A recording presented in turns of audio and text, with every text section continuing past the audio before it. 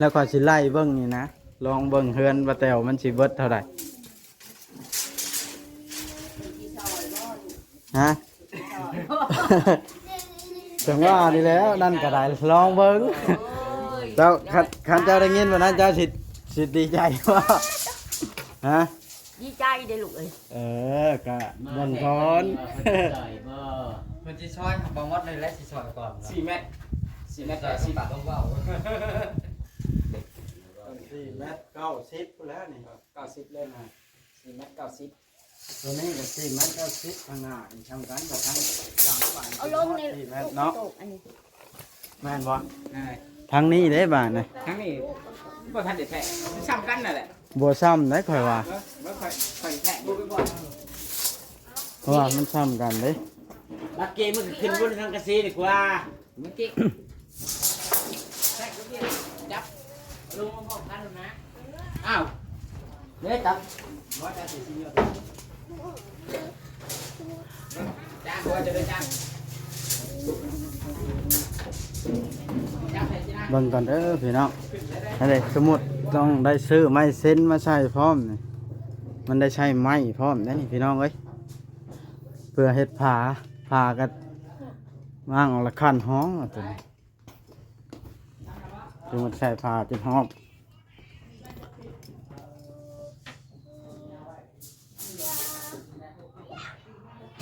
เทิงนี่สิประมาณ4 เมตร 60แล้วตัวนี้ทานมันก็สิได้ตีคือไม่ใช่ละ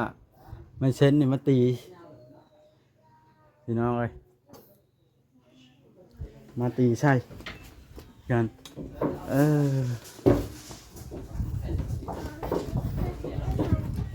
แทกแล้วเนาะ4 เมตร 60ทางนั้นเนาะโดยแต่ว่าความยาวนี่มัน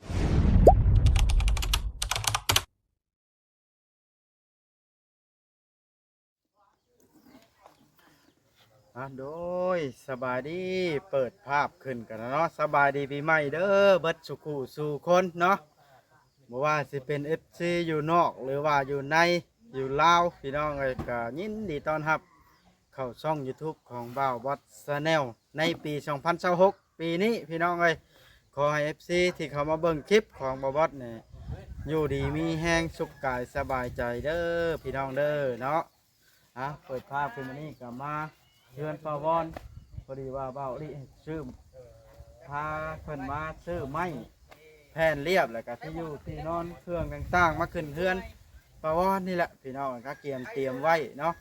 ในปี2026เฮานี้ก็ขอให้ทุกท่านมีแต่ความสุขเด้อพี่น้องบ่บอสเองก็สิพยายามเฮ็ดคลิปให้ดีขึ้นกว่าเก่าพี่น้องเอ้ยอันใดผิดพลาดอันใดที่มันบ่ดีปล่อยให้มันไหลไปน้ำปีเก่าเด้อพี่น้องเด้อเนาะมื้อนี้ก็บรรยากาศอึมครึมบรรยากาศกับพี่น้องไอ้แบบครึมแต่ว่าก็บ่หนาวดอกแต่ว่าครึมสีลมๆจักหน่อยไปพี่น้องไปเบิ่งก่อนมีหยังแน่เด้เสียนะมีหยังแน่บอกเลยขัดงาม หัดงามอันนี้ เอาหัดได้ยังไง ยกบอลลีสิขึ้นเนาะ ใครมื้อนี้ครับตามประตูมื้อนั้นนะ จะตามเป็นยังหรอ ฮะ ลองมึงวะจะลองมึงวะ เอาขึ้นเอาชาติได้ไหมลูก ยอมมันลืมไขออกครึ่งเดียวแล้วก็ถอยออกมันตำประตูเพื่อนก็เห็นป่ะประตูเขียวนะล้มประตู โอ้ หักออกเล็กทั้งครึ่งฮะ หลายเติบแล้วประตูเขียวนะจันทัก แม่นบ่มีการชนไว้อันนี้แต่มันต่ำตัวนี้ก่อนเด้ จะเป็นร้อยเนาะ โหดบ่ลูกแพทย์ ยังมาโหดนะ สำนั้นหนึ่งเนาะ ทำนั่นเลย บัดบ่มันให้เป็นบทเรียนบัดหน้าเราต้องระวังให้หลายขึ้น ระวัง เนาะ แม่น บ่ให้ลงลืมแบบนั้น แม่น อันนี้ละ เบิ่งเป็นได้เอาถามความรู้สึก ฮะ แบบขี่รถจักรกับขี่รถใหญ่มันเป็นได้ไหมต่างกั เอ้ยขี่รถใหญ่มันก็แบบต่างกันอยู่ได้มัน พัดเนาะ มันเบิดน้ำมันหลาย ต้องโมพัดเลยโมแผดวะ แม่นโบพัดอยู่แต่ว่ามัน กลัวกันร้าย โบแพทย์เจ้ากล้าถอยเขาบ่คือคอยนี่ โมกล้า บ่เลยยังบ่เซียนเนาะ ครับมึงเป็นใช่ไหม หยอกโบแพทย์ มันมีแผนถอยเขาละ เอาคุยกันแล้วเด้อค่อยสิไปหาป้าแตวก่อนเด้อ โอ้โดย เยี่ยมยามไปลิ้นน้ำป้าแตวก่อนพี่น้องเลยมาเบิ่งเพื่อนเบิ่งซานป้าแตวก่อนบ่ได้มาหาเพิ่นแต่โดนแล้วบาทนี่พี่น้องมาเบิ่งสำรวจเบิ่งก่อนบาทนี่เพื่อนซานของอีป้าแตวพี่น้องเลยจักแมทคูณจักแมทถามพอลุงเพิ่นก่อนตัวแฟนพากะสมควรอยู่พี่น้องเลยนั่นเด้เบิ่งรอบๆนี่ก็ได้สมมุติว่าเนาะเฮ็ดใหม่นี่ต้องได้สั่งไม้เส้นมาใหม่มาตีไพเซล่าละตีลามมาฮอดตัวนี้ดัดแปลงมานี้แล้วตัวนี้ก็สิเป็นห้อง1 2 3ห้องสิมาตีไม้เซล่าให้อ้อมเนาะเบิ่งขึ้นไปคุยกับป้าแตวกัน หลังคามันกะสิโบหลายดอกเพราะว่ามันอันเป็นชั่วจ้อพี่น้องเลยกะสิขึ้นเบิ่งตัวจริงก่อนโตขออนุญาตขึ้นเทิงหน่อยเด้อโดยคือมาโลดต่อเฮ็ดกินยังคือหม้อใหญ่แท้เนี่ย นั่งยุ้ยคนเอาสิเรามาแต่ในเมืองประมาณโลนึงนี่แหละลูกมาเห็ด อันนี้บ่ อันนี้ต้มอัน น้ำมันมันอันนี้ มันหมูอันม่าม อ๋อปีใหม่มาโอ้ชาหนุ่ยมาบ่สบายดีเด้อว่าแต่ไปอยู่ในเมืองเนาะเพิ่นข่าวเด้เดี๋ยวนี้ อ๋อพอลุงอยู่บ่ เพิ่นบ่อยู่ได้อีกเพิ่นบ่อยู่เพิ่นเข้าไปในเมือง โอ้เบิ่งเด้อขออนุญาตย่างมาเบิ่งทางนี้หน่อยเด้อ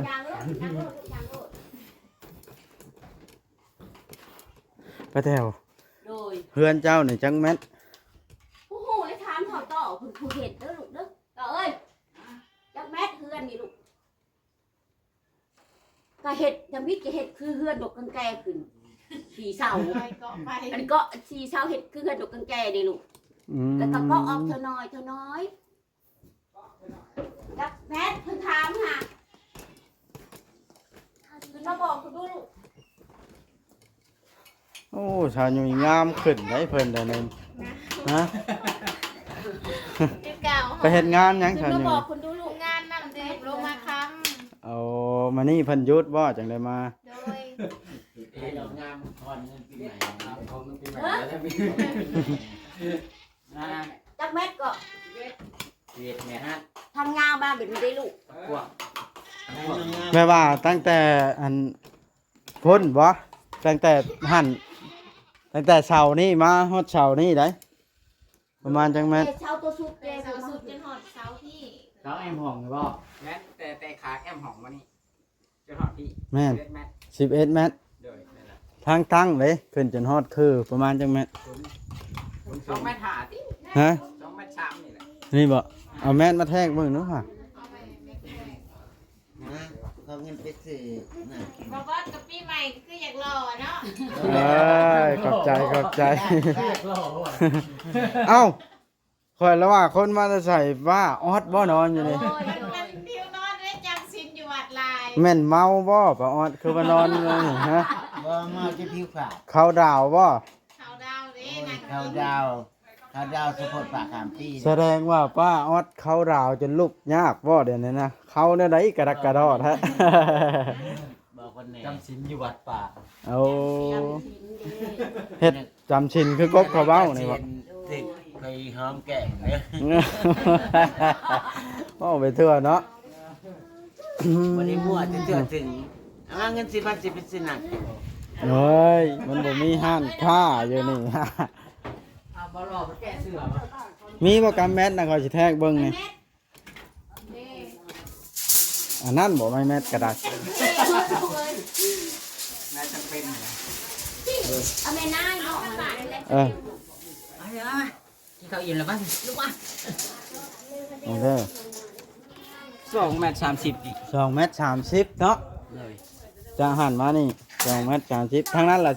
11 เมตรบ่ 11 11เมตรทางยาว จนฮอดเช้านี้ แม่น อ่า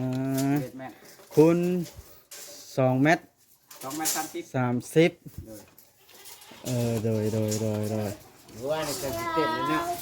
หมดแล้วข่อยบ่ได้เข้าดาวได้ โอ้ย ด้านหน้า ตัวนี้1ห้อง2ห้องพอดี3ห้องเนาะ11 เมตรนี่เท่ากับ3ห้องแทกเบิ่งหลังคามันดูแต่คาหันมานี่ หลังคาบ่ แม่น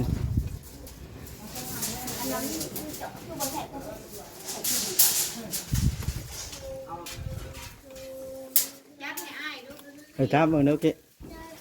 แล้วก็สิไล่เบิ่งนี่นะลองเบิ่งเฮือนว่าแตวมันสิเบิดเท่าใดฮะ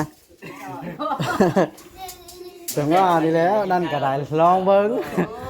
เจ้าคันเจ้าได้ยินว่านั้นเจ้าสิดีใจว่าฮะ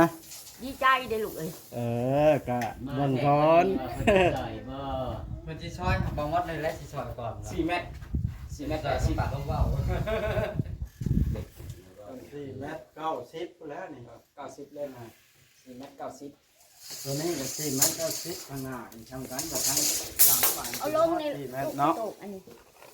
แม่นบ่ ง่าย ทางนี้ได้บ้านนะ ทั้งนี้บ่ทันได้แท้ซ้ำกันนั่นแหละ บ่ซ้ำได้ข่อยว่า บ่ค่อยแท้บ่บ่ เพราะว่ามันซ้ำกันเด้ บักเกมันก็ขึ้นบนทางกระซีดีกว่าเมื่อกี้แทกเดียวจับลงมาพร้อมกันแล้วนะอ้าวเด้จับว่าจะสิเยอะจ้างว่าจะได้จ้างจับให้สินะ เบิ่งก่อนเด้อพี่น้องนั่นแหละสมมุติต้องได้ซื้อไม้เส้นมาใช้พร้อมนี่มันได้ใช้ไม้พร้อมได้พี่น้องเอ้ยเพื่อเฮ็ดผากันว่างออกละคันห้องเอาตัวนี้สมมุติใช้ผาเป็นห้อง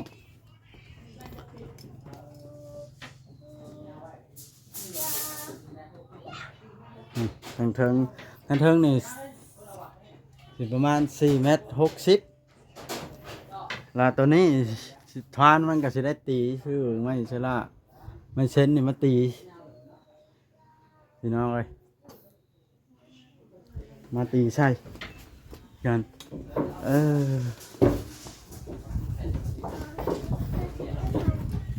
แทกแล้วเนาะ 4 เมตร 60 ทางนั้นฮะเนาะ โดย แต่ว่าความยาวนี่มันสีตกอยู่อัน 11 เมตร แมนอยู่11 เมตรเสามันแต่ว่าตัวนั้นมันออกข้างละไล่ข้างละ70 4เนาะ14 ไล่ข้างละ70เป็นประมาณอัน13 เมตรขึ้นแหล้วไล่ออกข้างละเมตรใช่สมมุติ13 เมตรแต่ตัวนี้11 เมตรเนาะได้แล้วค่อยสิมาไล่เบิ่งเอาไปแต่ไว้ค่อยก็มาเบิ่งก่อนอันนี้ก็ได้ยังบ่ทันได้เว้าว่าสิอันนั้นเด้อเพราะว่ามาไล่เบิ่งแล้วค่อยสิแจ้งเพิ่นไปอีกทีว่ามันสิเบิดงบน่ะประมาณเท่าไรหั่นนะเพราะว่าง่ายๆซะผู้ใหญ่เพิ่นก็ให้ข้าวแว่วๆมาแล้ว โอ้ยจะซาถูกคนคำนำสู้ฝากกับบทวันนี้ได้อิงตามจิตใจเพิ่นเด้อลูกเด้อ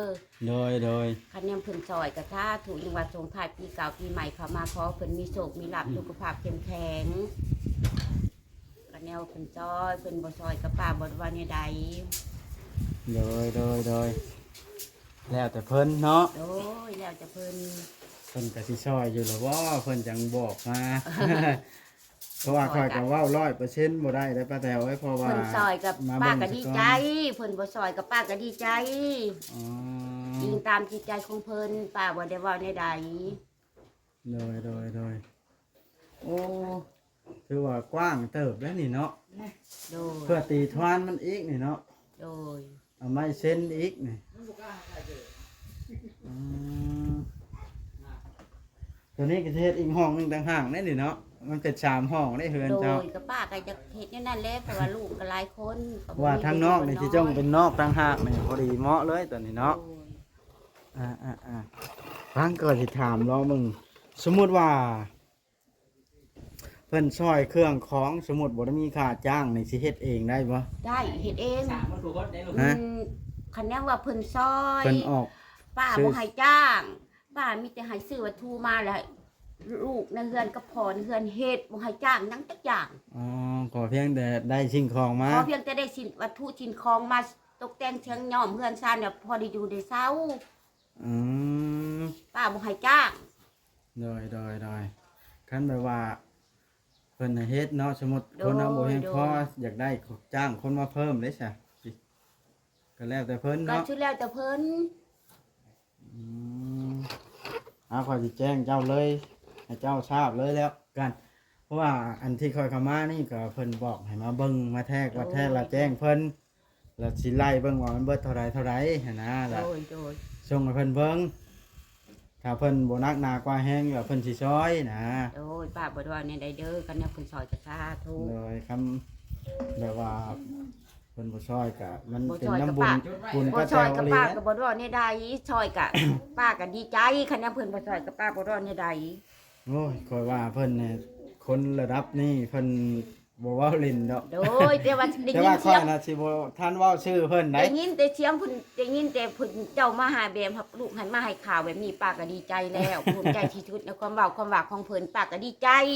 บ่เฮ็ดให้กับป้าก็ดีใจเฮ็ดให้กับป้าแฮงดีใจ เพิ่นก็ยังคิดเห็นอยู่ โด เนาะ ย นี่แหละป้าแตวให้ความดีมันอาจสิบ่สูญเปล่า สา ดอก ธุจังหวะเอาเพิ่นที่มาซอยมาสู้ลีก็ส่งท้ายปีเก่าปีใหม่เข้ามาขอให้สุขภาพเข้มแข็งขอให้เพิ่นอยู่ดีมีแฮงเงินไหลนองทองไหลมาค่ะไหลเข้ากระเป๋าเพิ่นยกจะเก่าเท่าจะหัว ป้าแตวนี่เริ่มดวงดีแล้วนี่ปีใหม่เราจะได้รับข่าวดีแล้วนะ โดยสาธุ เออพังเบิ่งก่อนป้าแตวว่าเพิ่นนั่นสิให้เฮ็ดมื้อใดก็เดี๋ยวก็แจ้งเพิ่นไปก่อน โดย ไ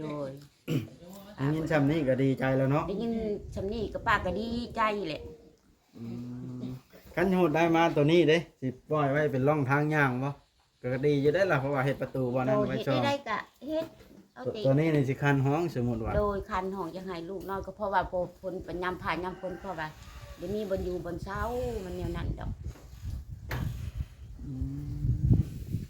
คันห้องแล้วก็ต่อไม้18ขึ้นแถวนี้มันเพียงกันนี่ซุนนี่เนาะ โดยฝนก็ เป็นอยู่ดอกช่างอยู่เนาะ โดย ก็ได้อยู่ ก็ได้อยู่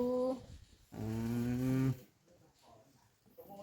ข่อยได้ยินซำนั้นข่อยก็ดีใจน้ำแล้วก็แต่ว่าได้ยินเพิ่นเว้าก็ได้ โดยป้าก็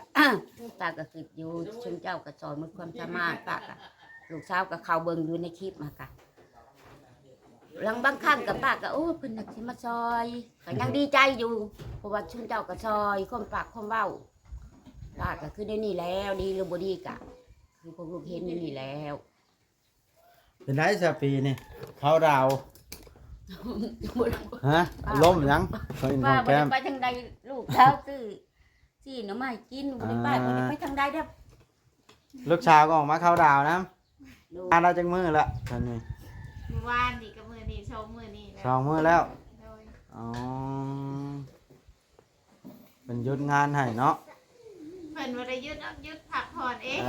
อ ออกมาหา ปีใหม่อยากออกมาหาแม่ ครับขอโทษเด้อทางยอยอันเพิ่นให้เดือนหนึงเท่าไรทำงานอยู่ฮะ 2,800,000 2,800,000 โดย กินอยู่เด้ กินอยู่เฮาเอง กินอยู่เฮาเอง แม่ ห้องเขาเช่าเอง โดย คุ้มบ่ เพ เนาะ ราะว่า บ้านนะ ห้องนะของนายเพิ่นเฮ็ดให้เช่าให้อยู่หั่นนะแล้วมีแต่เฮาเสียค่าน้ำค่าไฟ โอ้ 3-4แสนก็อยู่ เสีย นำ ค่า กัน น้ำกับไผอยู่นำกันกับหมู่แล้วกินอยู่เฮาซื้อกินเอง โดย ก็ถือว่าไล่เฉลี่ยแล้วก็เดือนตกอยู่เดือนละล้านนี่แหละเนาะต้องประหยัดกินหน้าจังใดนะ กินเถอะ เดือนหนึ่งเงินล้านหนึ่งข่อยใช้บ่ได้เป็นได้ข่อยจักชื่อเป็นนัวกับเบิดแล้ว แม่ บ่แม่นประมาทหยาดคุณเงินดอกว่าเพิ่นก็ครอบครองกูมือนี่มันแพงหั่นนะ ปากแห้งบ่ได้สู่ไปตลาดย้อนหยังย้อนน้องบ่มีได้เงินแสนหนึงกะจงไว้ซื้อเฮ็ดประเด็ดเป็นนัวซื้อข้าวซื้อน้ำสมมุติลูกหายกะ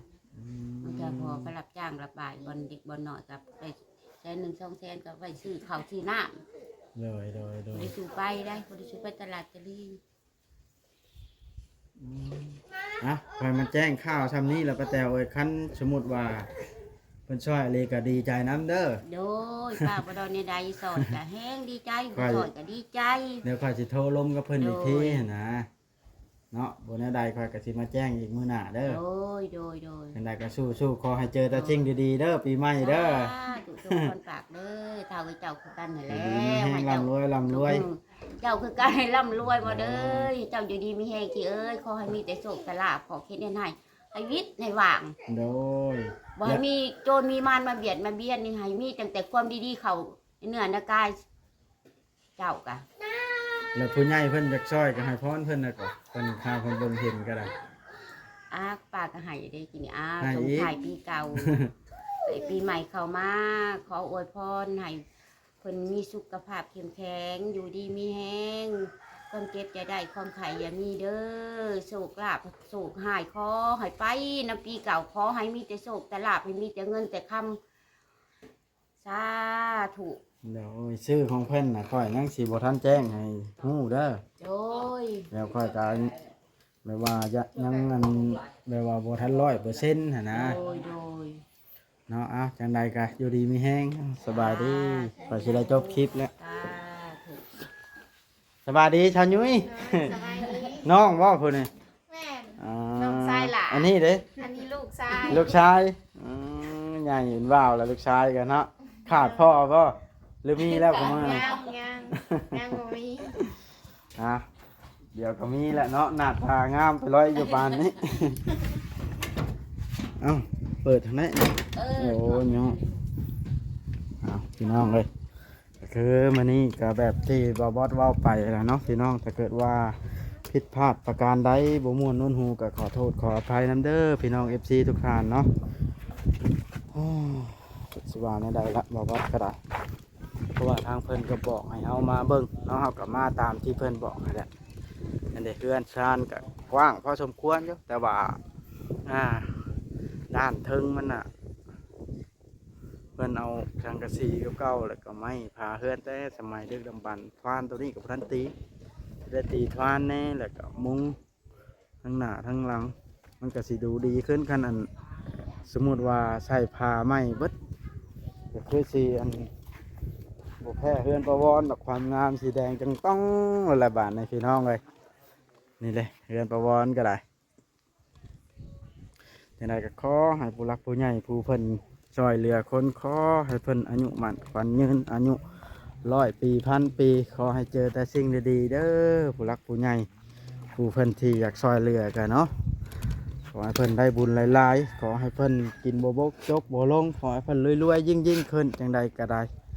เอาคลิปนี้บ่บอสก็สิขอจบคลิปลงซ้ำนี้สักก่อนพี่น้องเอ้ยบาดนี้คลิปหน้าจังพบพ่อกันใหม่เนาะพี่น้องฝากกดไลค์กดแชร์เบิ่งคลิปเบิ่งโฆษณาให้หน่อยเด้อพี่น้องเด้อ